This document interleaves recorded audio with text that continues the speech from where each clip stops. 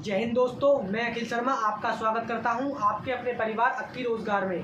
प्यारे साथियों, जैसा कि आप सभी जानते हैं, उत्तर प्रदेश सिपाही भर्ती 60,244 पदों पर हुई परीक्षा की आंसर की आ चुकी है और सभी छात्रों ने अपनी आंसर की देखी और स्कोर देखा। तो प्यारे साथियों, जिन छात्रों का स्कोर अच्छा है उनको बधाई, और जो मेरे प्यारे साथी अब की बार अच्छा स्कोर नहीं कर पाए वो निराश ना हो, क्योंकि माननीय मुख्यमंत्री द्वारा घोषणा की गई है 2025 में एक और नई भर्ती लाने की। तो प्यारे साथियों, अगर आप आज से ही अपनी प्रैक्टिस कर देते हैं, तैयारी चालू कर देते हैं, तो निश्चय ही आप अपनी एक सीट पक्की कर पाएंगे। प्यारे साथियों, मैं आपके लिए लाया हूँ हिंदी की क्लासेस, जो कि आपको एग्ज़ाम में बहुत महत्वपूर्ण साबित होंगी और आपका स्कोर अच्छा होगा। प्यारे साथियों, बिना वक्त गवाए हम स्टार्ट करते हैं आज की क्लास को। प्यारे साथियों, हम हिंदी पढ़ेंगे और हिंदी में भी हम सबसे पहले पढ़ेंगे हिंदी व्याकरण को और उसके बाद पढ़ेंगे हम हिंदी साहित्य को, क्योंकि हिंदी व्याकरण पढ़ने के पश्चात हम हिंदी साहित्य को संपूर्ण रूप से समझ सकते हैं और हम हिंदी को भी आगे अच्छे तरीक़े से समझ पाएंगे। प्यारे साथियों, तो आज हम स्टार्ट कर रहे हैं हिंदी, और हिंदी में भी हिंदी व्याकरण। अगर मैं व्याकरण की बात करता हूँ, अगर मैं व्याकरण का संधि विच्छेद करूँ तो इसका संधि विच्छेद होता है वी प्लस आ प्लस कर्ण, जिसका अर्थ है अच्छी तरह से समझना, यानी कि चीज़ों को अच्छी तरह से समझना व्याकरण कहलाता है। चीज़ों का यहाँ पर अर्थ है वर्ण, शब्द, अक्षर, वाक्य, वाक्यांश को समझना ही व्याकरण है। तो व्याकरण का अर्थ है अच्छी तरह से समझना, अच्छी तरह से समझना, यानी कि वर्ण, शब्द, अक्षर, वाक्य, वाक्यांश को समझना ही व्याकरण है। व्याकरण में हम पढ़ते हैं वर्ण को, जिसे हम ध्वनि भी कहते हैं, और कुछ मेरे विद्वान साथी इसे अक्षर भी कहते हैं, जो कि सरासर गलत है। अब हम समझते हैं वर्ण और अक्षर में अंतर।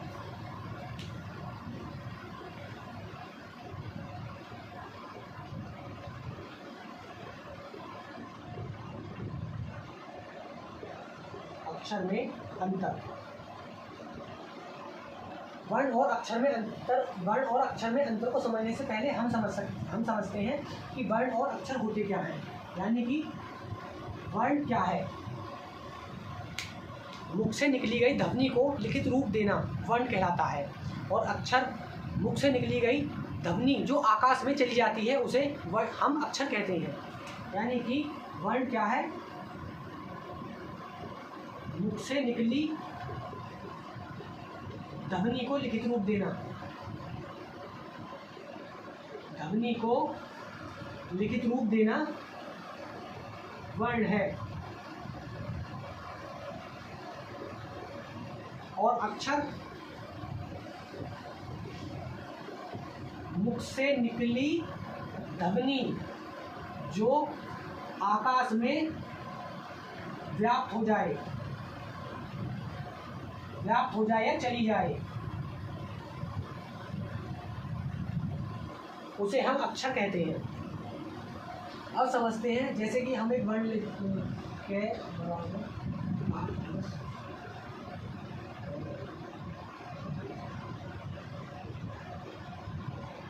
अक्षर, वर्ण और स्वर, यानी कि अब मैं यहाँ बात करूँ तो सभी वर्ण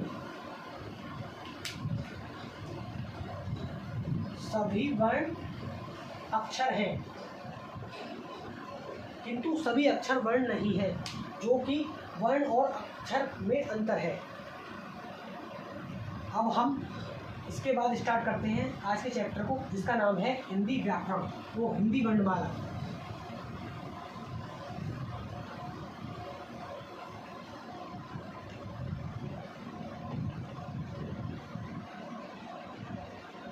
अब हम स्टार्ट करने जा रहे हैं वर्णमाला को। वर्णमाला पढ़ने के पश्चात हम हिंदी को आसानी से समझ सकते हैं। अब हम स्टार्ट करते हैं वर्णमाला।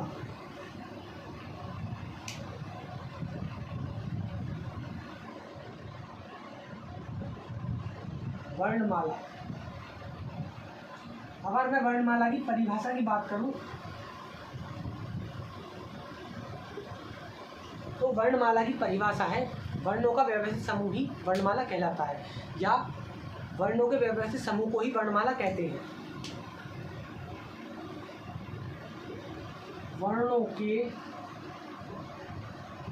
व्यवस्थित समूह को ही वर्णमाला कहते हैं।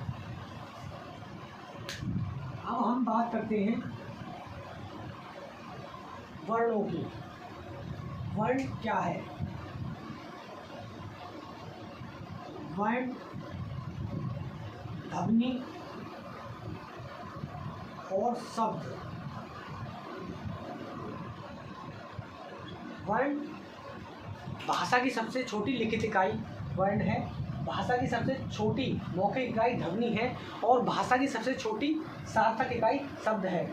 यहाँ से एग्जाम में सीधे क्वेश्चन पूछा जाता है कि भाषा की सबसे छोटी लिखित इकाई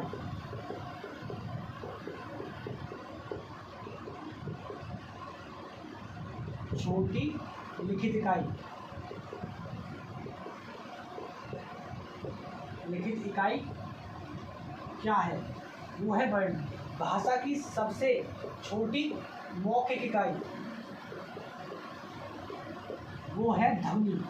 भाषा की सबसे छोटी सार्थक इकाई वो है शब्द। अब हम बात करते हैं कुल वर्णों की, जो कि वर्णमाला में कुल वर्ण हैं जिनकी संख्या है 52। अब हम इन 52 वर्णों को विभाजित करते हैं स्वर, व्यंजन, अयोगवाह, उच्चिक्त व्यंजन और संयुक्त व्यंजन में। कुल वर्ण हैं हमारे 52। हिंदी वर्णमाला में पूर्ण वर्णों की संख्या है 52। अब इन्हें हम विभाजित करते हैं, जो कि 11 हैं स्वर, 33 हैं व्यंजन, 4 है संयुक्त व्यंजन, 2 है अयोगवाह और 2 है उच्चिक्त व्यंजन। उच्चिक्त व्यंजन 11 स्वर हैं ए, आ, ई, दीर्घ ई, उ, दीर्घ उ, री, ए, औ, ओ। 1 2 3 4 5 6 7 8 9 10 11। और व्यंजन है के, खे, गे, घे, अंगा, चे, छे, जे, छे, जैसे अइया, टे, ठे, डे, डे, अणे, ते, थे, दे, धे, ने, पे, फे, बे, भे, में, ये, रे, ले, वे, से, है। और 4 व्यंजन हैं हमारे अश्वा,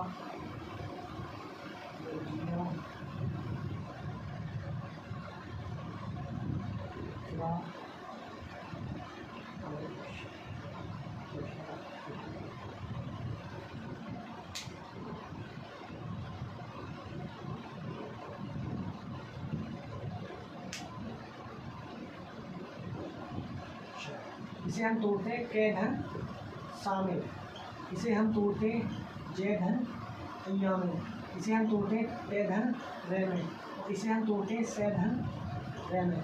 इसे बोलते हैं कशा, इसे बोलते हैं जिया, इसे बोलते हैं त्रा, इसे बोलते हैं शरा। और अयोग वहाँ हमारे 2 अनुस्वार और विसर्ग, जिसे हम अड़ा अड़ा भी बोलते हैं। और उच्चित व्यंजन है हमारे 2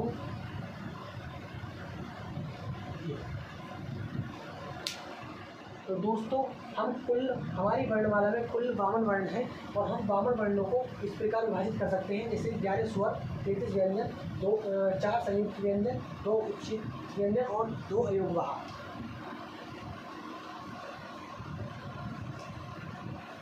अब हम देखते हैं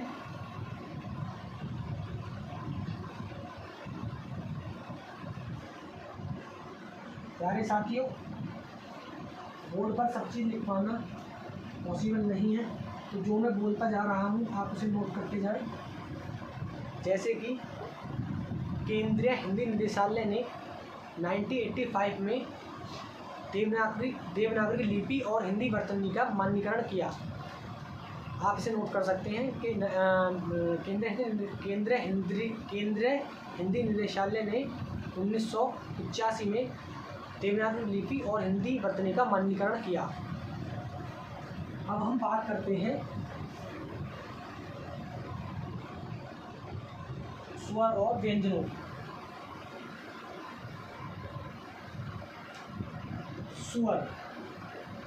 स्वर क्या है? वे वर्ण जो स्वतंत्र रूप से बोले जाएं, जिनको बोलने में किसी अन्य की आवश्यकता ना हो। वे वर्ण जो स्वतंत्र रूप से बोले जाएं।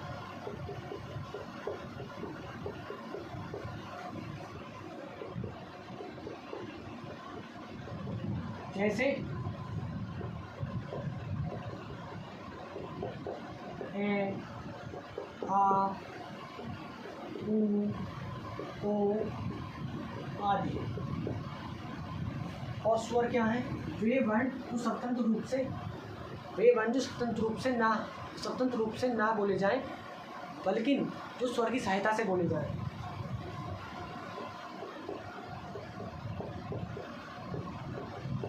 वे वर्ण जो स्वतंत्र रूप से नहीं, अर्थात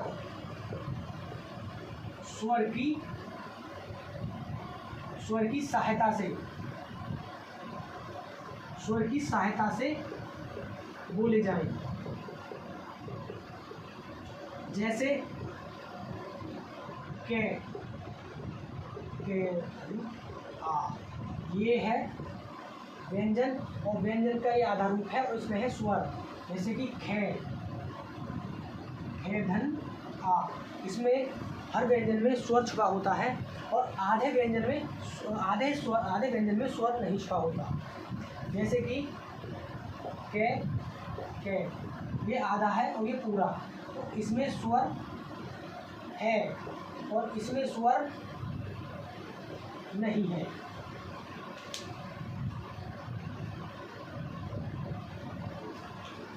अब हम बात करेंगे कि किन स्वर कहाँ छुपा होता है वर्णों में, व्यंजनों में। सॉरी,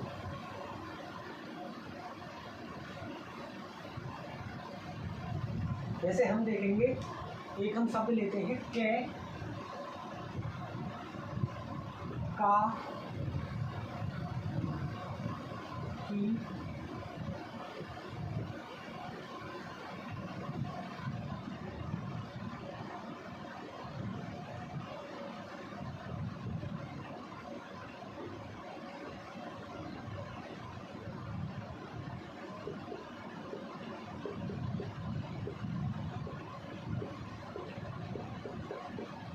अब हम देखते हैं इनमें स्वर छुपा हुआ है।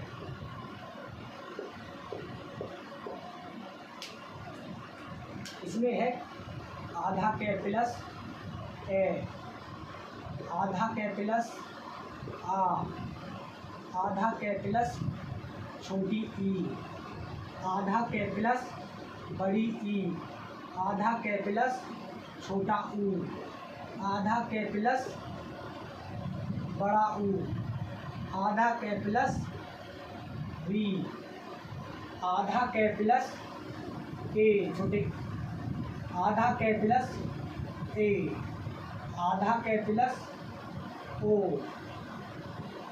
आधा के प्लस औ। सारे साथियों, आप समझ पा रहे होंगे। अब हम बात करते हैं व्यंजनों को आधा लिखने का तरीका।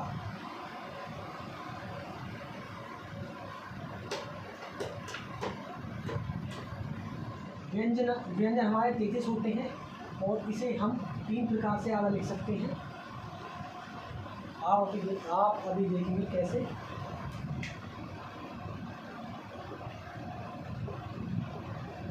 व्यंजनों को आधा लिखने का तरीका।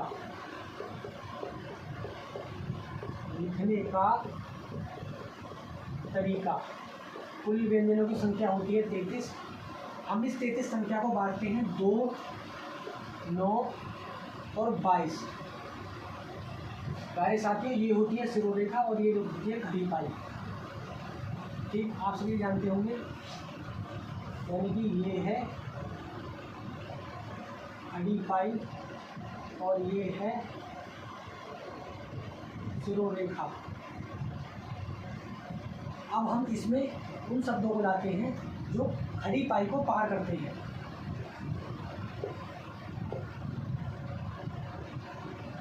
घड़ी पाई को पार करते हैं वो वर्ण है के और फे।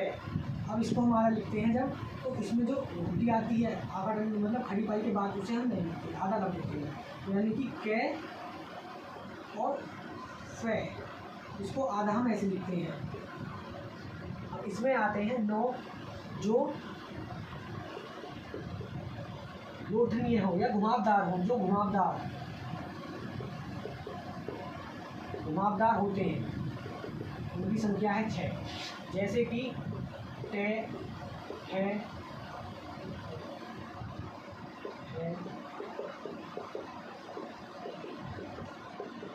और 6।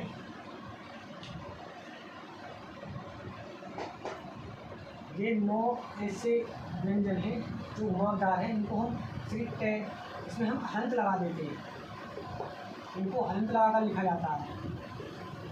और बाकी बचे जो 22 हैं, जैसे कि से है और है, चे है आदि को हम, इनकी जो खड़ी पाई होती है उसे हम काट देते हैं। जैसे से को लिख देते हैं ऐसे, के को लिख देते हैं ऐसे, चे को लिख देते हैं ऐसे। अब हम बात करते हैं, निकाल देते हैं। और हम बात करेंगे बिंदु लगाने का तरीका।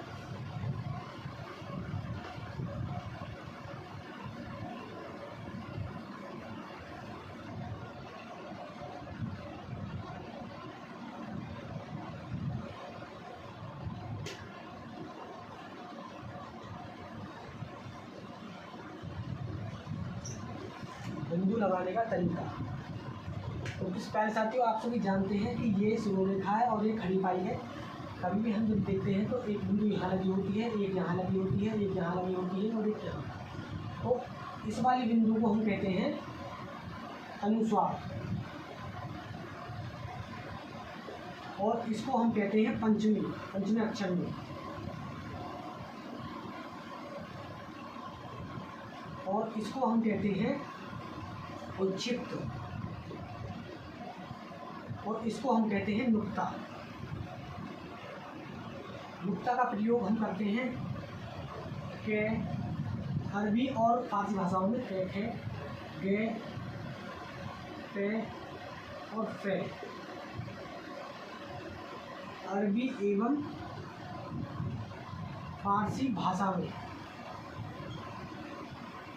नुक्ता का प्रयोग किया जाता है।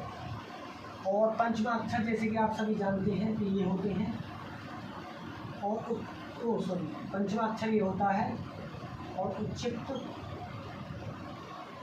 ये। अब हम आगे बात करते हैं उच्छिप्त का प्रयोग कहाँ कहाँ नहीं होता। उच्छिप्त की मैं बात करूँ, उच्छिप्त का प्रयोग 5 उच्छिप्त के प्रयोग के 5 नियम हैं जहाँ पर उच्छिप्त का प्रयोग नहीं होता। तो आप नोट करेंगे, उच्छिप्त का पहला प्रयोग है कि किसी भी शब्द के शुरुआत में उच्छिप्त नहीं होता। दूसरा, अंग्रेजी शब्दों में उच्चित नहीं होता। तीसरा, द्वितीय व्यंजनों में उच्चित नहीं होता। चौथा, किसी भी उपसर्ग वाले व्यंजन उपसर्ग में उच्चित का प्रयोग नहीं होता। और पांचवा, ढ के तुरंत बाद या तुरंत पहले अनुस्वार हो तो वहाँ उच्चित का प्रयोग नहीं होता। आप उच्चित के 5 नियमों को समझ चुके हैं। पहला, उच्चित कभी भी शुरुआती शब्दों में नहीं होता। दूसरा, अंग्रेजी शब्दों में नहीं होता। तीसरा, द्वितीय व्यंजनों में नहीं होता। चौथा, उपसर्ग वाले शब्दों में नहीं होता। और पांचवा, ढ के तुरंत बाद या तुरंत पहले अनुस्वार हो तो उच्चित का प्रयोग नहीं किया जा सकता। अब आप समझेंगे स्वरों का विभाजन या वर्गीकरण। स्वरों का वर्गीकरण हम 3 प्रकार से कर सकते हैं। पहला, मात्रा के आधार पर। दूसरा, जिह्वा के आधार पर। और तीसरा, मुख खुलने के आधार पर। स्वर का वर्गीकरण हम 3 प्रकार से कर सकते हैं। पहला, मात्रा के आधार पर। तो हम समझते हैं मात्रा के आधार पर। मात्रा के आधार पर स्वर का वर्गीकरण। मात्रा के आधार पर स्वरों का वर्गीकरण 3 प्रकार से किया जा सकता है। पहला, हास्य स्वर जिसे हम कहते हैं, या लघु स्वर, हास्य लघु।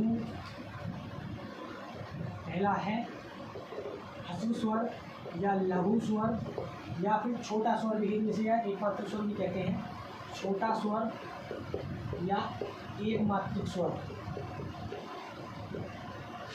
दूसरा है हमारा दीर्घ स्वर या द्विमात्रिक स्वर।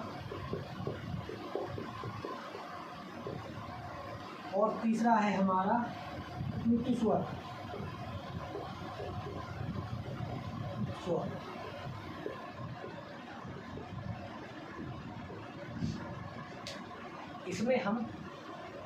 इसमें आता है ए, ई, ऊ और री। और इसमें आते हैं जो बाकी सारे इसमें बचे हैं, यानी कि आ, दीर्घ ई, दीर्घ ऊ, ए, और ये बात। और इसमें आते हैं जैसे कि संस्कृत शब्द होते हैं, संस्कृत में प्रयोग होते हैं, जैसे कि राम, ओम, ऐसे शब्द। अगर मैं इसकी बात करूं तो इसमें दर्शन चिन्ह होता है। दर्शन चिन्ह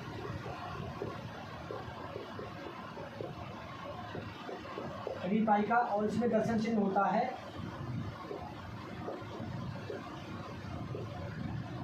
वर्तुल बताएंगे। इसका मान 1 और इसका मान 2 हम दिए हैं। आप पढ़ेंगे इसको, जब हम पढ़ेंगे छंद को, तो आप इसमें 1 और इसका 2 प्रयोग 2 मिला जाता है, जब आप समझेंगे। अब हम बात करते हैं तो मात्रा के आधार पर हो गया। अब हम करते हैं जिह्वा के आधार पर।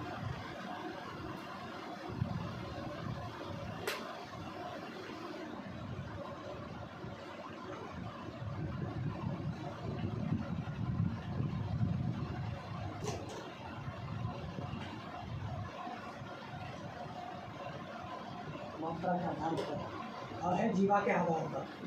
जिह्वा के आधार पर भी हम 3 प्रकार से बांट सकते हैं। पहला है अग्र, दूसरा है मध्य और तीसरा है पश्चिम। यानी कि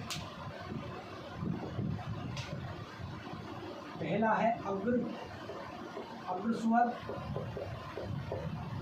दूसरा है मध्य स्वर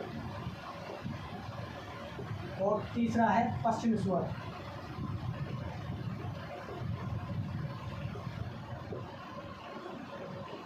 अगर मैं अग्र स्वर की बात करूं तो इसमें आते हैं ई, दीर्घ ई, ए, इसमें आता है आ, और बाकी जो बचे वो आते हैं पश्चिमी स्वर में, जैसे कि क्या आ बच्चा ई ए आ ई ऊ री नहीं आता इसमें, हाँ, और ए दो और ओ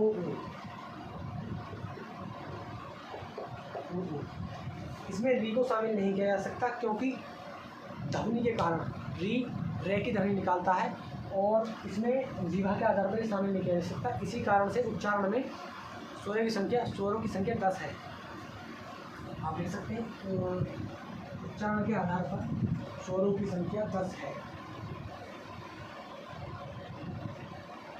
अब हम बात करते हैं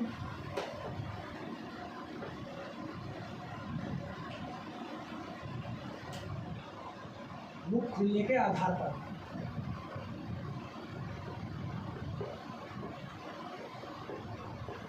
मुख खुलने के आधार पर स्वरों का वर्गीकरण।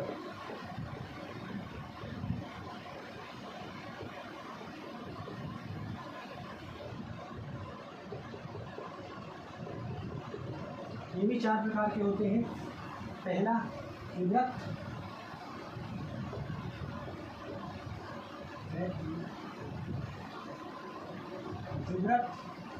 स्वर, दूसरा है अर्धविभक्त स्वर, तीसरा है संबद्ध स्वर और चौथा है अर्धसंबद्ध स्वर।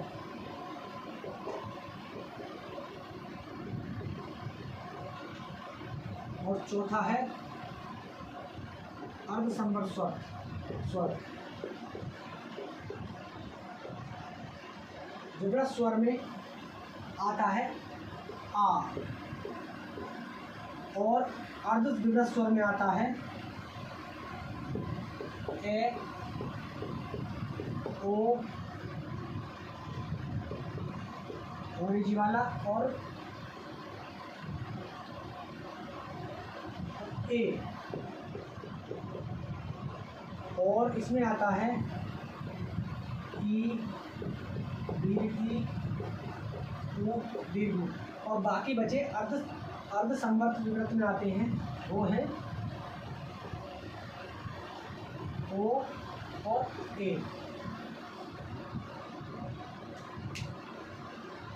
तो हमने अब स्वरों का वर्गीकरण भी पढ़ लिया। अब हम बात करते हैं रे के भेद रूप, यानी कि रे कितने प्रकार से लिखा जा सकता है, रे को आधा कैसे लिखते हैं, पूरा कैसे लिखते हैं।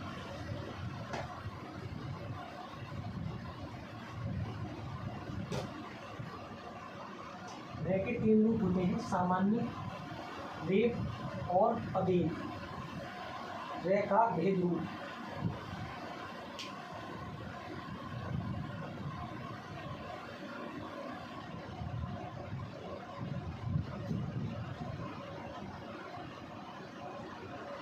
रे का भेद रूप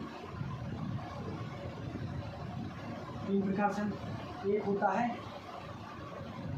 पहला है, दूसरा है और तीसरा है। पहला है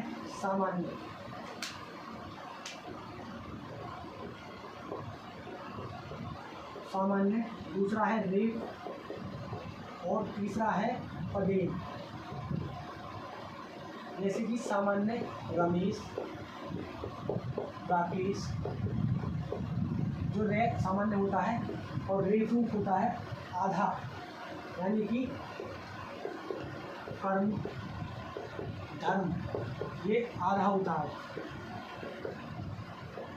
यानी कि रे का केवल एक रूप है जो आधा होता है, बाकी सब पूरे होते हैं। और पदेन होता है, जैसे कि हम लिख देते हैं कर्म, क्रिया आदि। अब एक होता है, जैसे कहते हैं ट्रक, ये कोई रूप नहीं होता रे का, ये पदेन रूप ही होता है। इसमें टे आधा होता है, इसमें रे आधा नहीं होता, इसमें रे भी पूरा होता है लेकिन इसमें टे आधा होता है। और क्योंकि हम जब पदे रूप लगाते हैं तो इसको ऐसे लगाते हैं, तो ये भी रे का रूप है, ये टे आधा है इसमें। और बाकी जो रे के रूप रे का भेद रूप है वो 3 प्रकार से है, सामान्य, रेफ और पदेन। सामान्य जो कि सामान्य लगता है रे, और पदेन जो पैरों को नीचे यानी कि नीचे लगता है, और रेफ रूप केवल रे का आधा रूप होता है। तो आज की क्लास को हम बस यही समाप्त करते हैं और मिलते हैं अगली क्लास में। तब तक के लिए जय हिंद, जय भारत।